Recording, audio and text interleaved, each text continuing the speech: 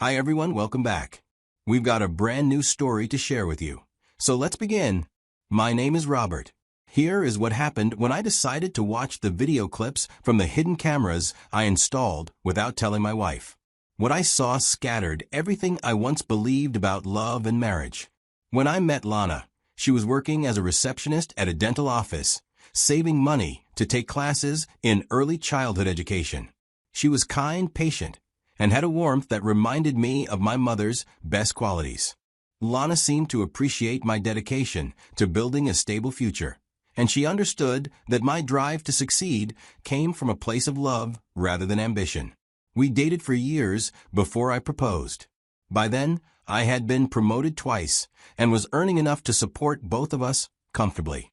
Lana had been talking about wanting to be a stay-at-home mother someday, and I loved the idea of being able to provide that option for her. My own mother had never had the luxury of choosing between work and family.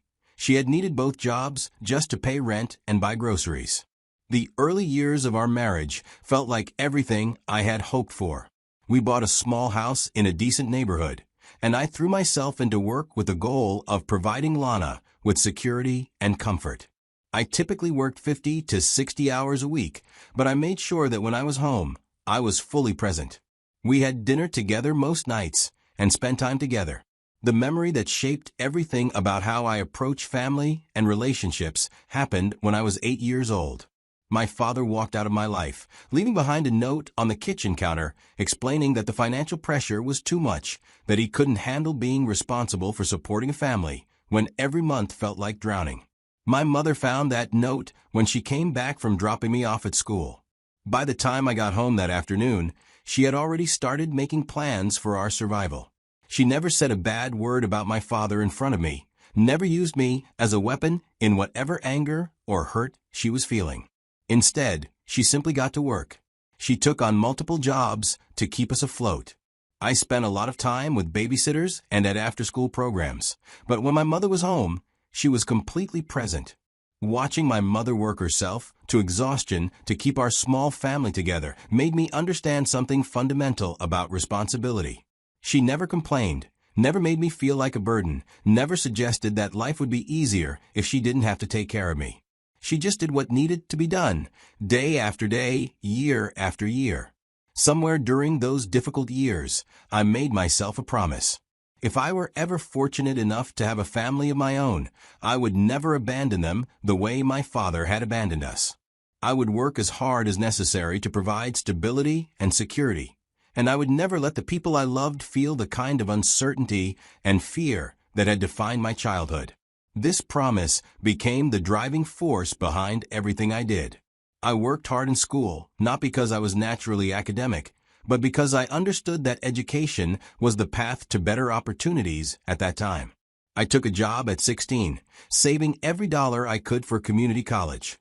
After graduation, I found work as a junior financial advisor and slowly built a career that could support the kind of life I had dreamed of providing for a family. When my wife, Lana, got pregnant, we were both thrilled. We had been married for 3 years at that point and felt ready to start a family. Lana suggested quitting her job to focus entirely on being a mother, and I supported the decision wholeheartedly. This was exactly what I had worked toward, being able to provide well enough that my wife could choose to dedicate herself to raising our child. I increased my work hours to compensate for the loss of Lana's income, but it felt worthwhile. When Connor was born, healthy and perfect, I felt like I had successfully kept the promise I had made to myself as a child. I was providing for my family in a way my father had never been able to provide for us. The next few years seemed almost too good to be true. Lana adapted beautifully to motherhood, and Connor was a happy, healthy child who reached all his developmental milestones on schedule. We were able to upgrade to a larger house in a better neighborhood when Connor turned 2. Lana seemed genuinely content with our life as a stay-at-home mother. She never complained about my work schedule or made me feel guilty for the long hours I was putting in to maintain our lifestyle. I felt incredibly blessed during this period. Lana seemed to understand that my dedication to work was motivated by love for our family rather than a desire to avoid domestic responsibilities. When I was home, I was fully engaged, playing with Connor, helping with bedtime routines, taking care of household tasks that Lana couldn't manage with a young child.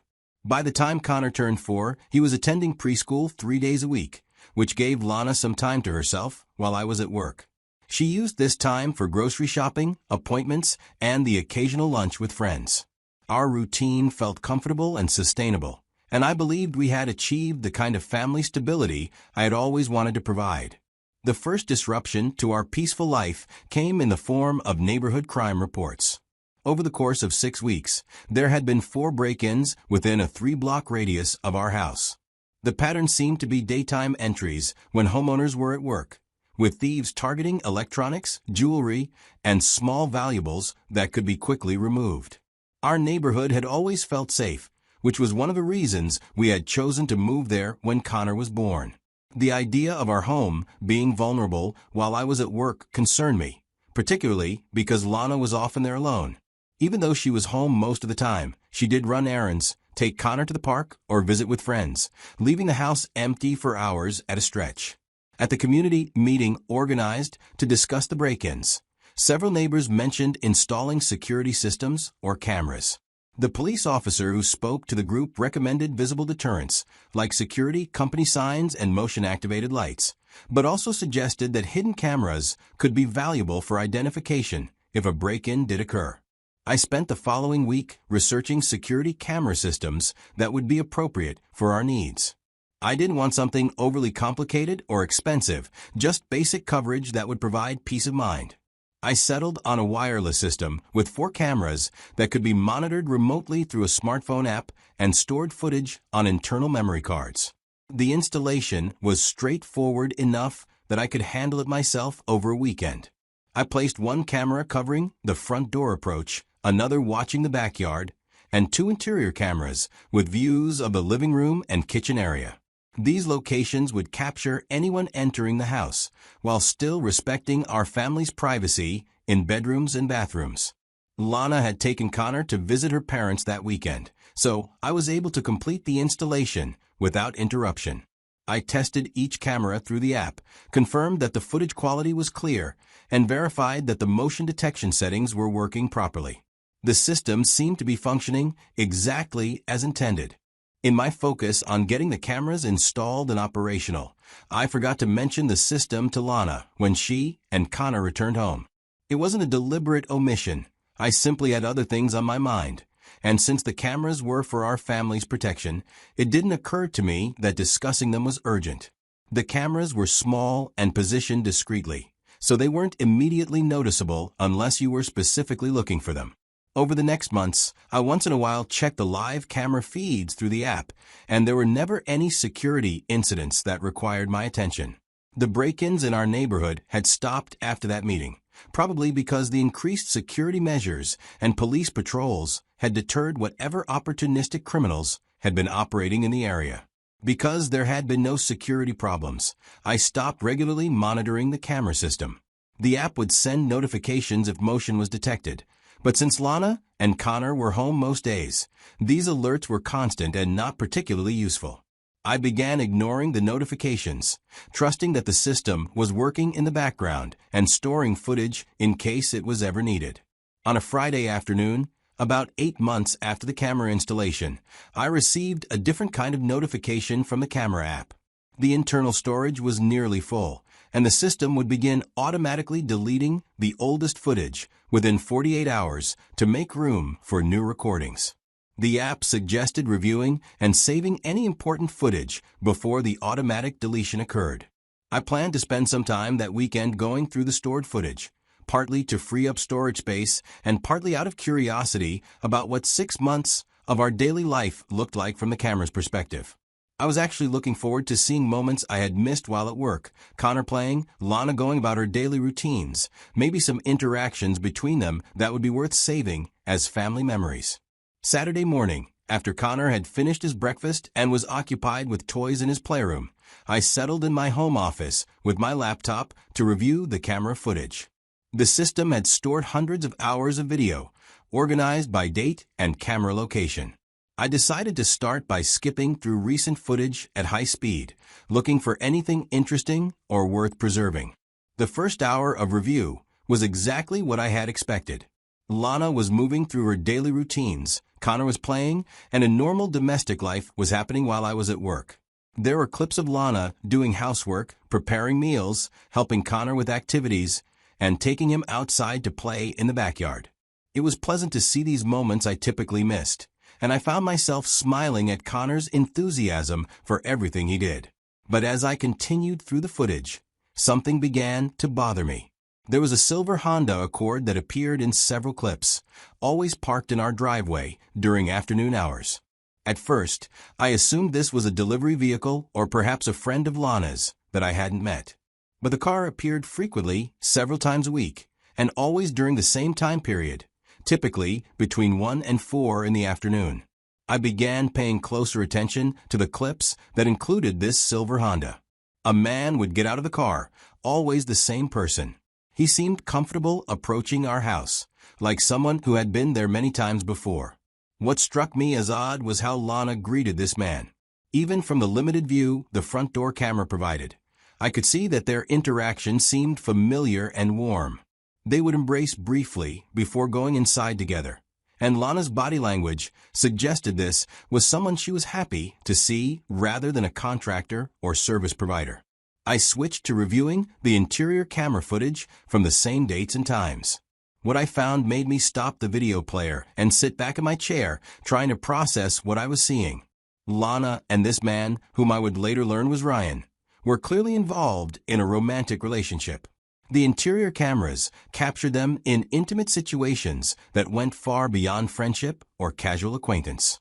They were physically affectionate in ways that Lana and I hadn't been in a while.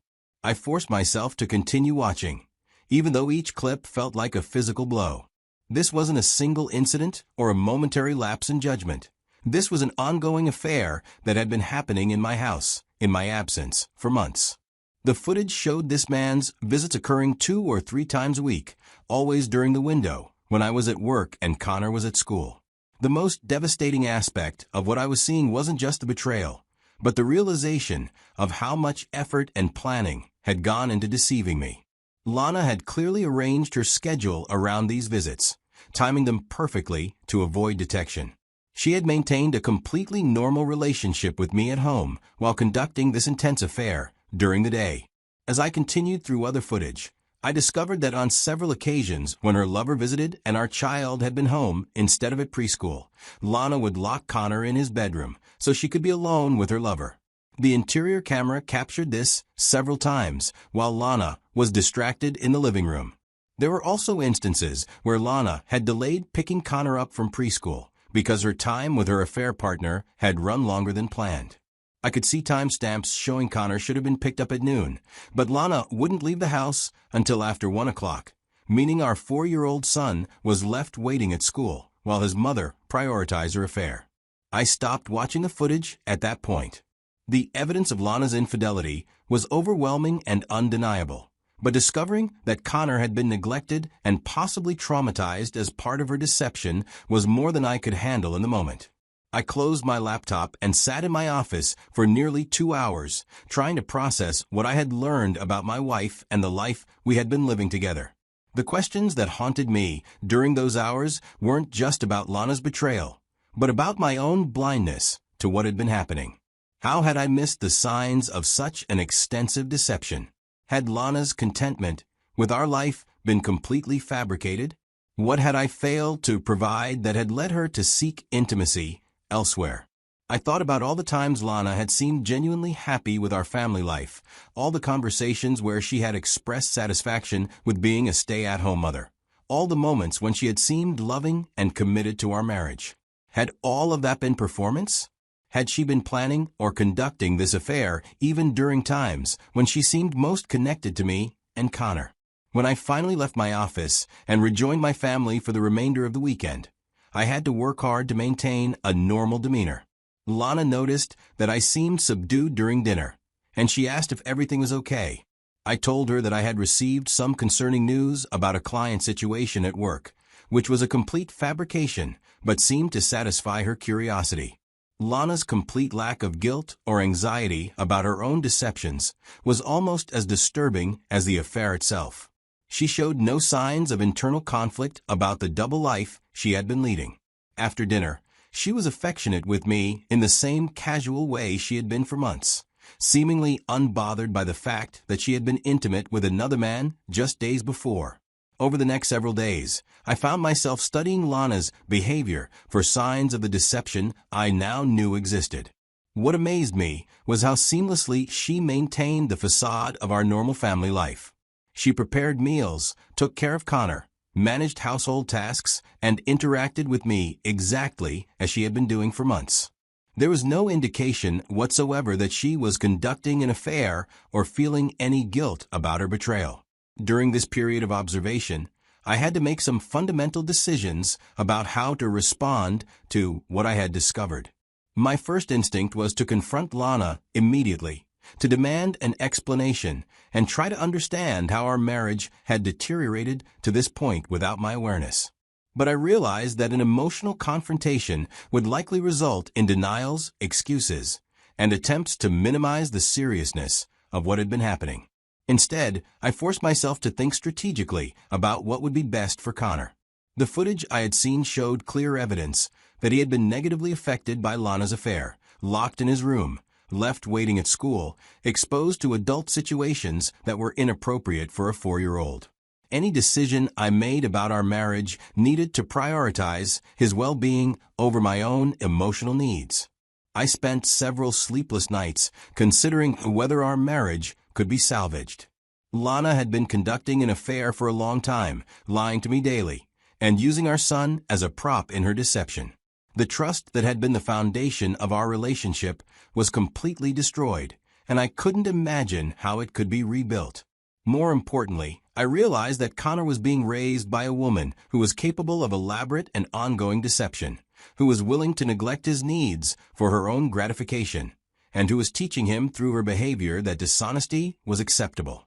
As someone who was raised by a single mother with unshakable integrity, I couldn't accept the idea of Connor learning these lessons from Lana's example. After a week of agonizing consideration, I decided to end our marriage. This wasn't just about punishing Lana for her betrayal. It was about protecting Connor from being raised in an environment built on lies and ensuring that he had at least one parent who would model honesty and integrity. I began researching family law attorneys who specialized in divorce cases involving custody disputes. Based on online reviews and recommendations, I scheduled a consultation with an attorney with extensive experience in complex divorce proceedings. When I met with the attorney, I brought copies of the camera footage that documented Lana's affair. He reviewed the evidence carefully and explained that the footage was legally admissible and would be extremely valuable in both the divorce proceedings and custody determination. The combination of documented adultery and child neglect would likely result in a favorable custody arrangement and protection from alimony obligations. He recommended moving forward with divorce proceedings quickly, before Lana became aware of the evidence against her. Over the next 3 weeks, I maintained our normal family routine while the attorney prepared the divorce filing. This was one of the most difficult periods of my life, acting like a loving husband while knowing that our marriage was already over, interacting normally with Lana while knowing the extent of her deception, and preparing to disrupt Connor's life in a way that would initially be traumatic but was ultimately necessary for his long-term well-being. The cameras continued recording during this period, documenting additional evidence of Lana's ongoing affair. Her lover's visits continued at the same frequency, with the same casual intimacy that had characterized their relationship for months. Lana showed no signs of ending the affair or feeling guilty about her behavior. Finally, my attorney completed the divorce filing, and we scheduled the service of papers for a Tuesday morning when I would be at work and Connor would be at preschool. I wanted Lana to receive the documents privately, without Connor being present for what would likely be an emotional scene. When Lana called me at work after being served with the divorce papers, her reaction was exactly what I had expected: shock, anger, and denial. But when I told her about the camera footage, her tone changed completely. She realized that her affair had been documented in detail and that her attempts at denial would be futile. She now attempts to blame me for not being present enough in our marriage. The divorce proceedings took several months to complete, but the evidence I had gathered made the outcome largely predetermined. Lana's attorney attempted to negotiate a settlement that would provide her with alimony and significant time with Connor, but the footage of her affair and neglect of our son made such arrangements impossible to justify. Ultimately, I was granted primary custody of Connor, with Lana receiving supervised visitation rights initially. The court determined that her behavior had created an unstable environment for Connor, and that his interests would be best served by living primarily with me. Lana was required to complete parenting classes and counseling before her visitation could become unsupervised. The financial settlement was straightforward since we had a prenuptial agreement, and Lana's adultery eliminated any claim she might have had to ongoing support. She received her portion of our shared assets, but no alimony, and I retained the house and primary custody of Connor. In the months following the divorce, I reduced my work hours to focus on single parenting with the help of caregivers. Connor adjusted remarkably well to our new routine, and I realized that he was actually more relaxed and secure than he had been during the final months of the marriage. He no longer had to witness the tension that had existed between Lana and me, and he no longer experienced the neglect and confusion that had resulted from Lana's divided attention. Looking back now, I realize that the promise I made to myself as a child to never abandon my family the way my father had abandoned us had prepared me to handle this situation with Connor's best interests as my priority.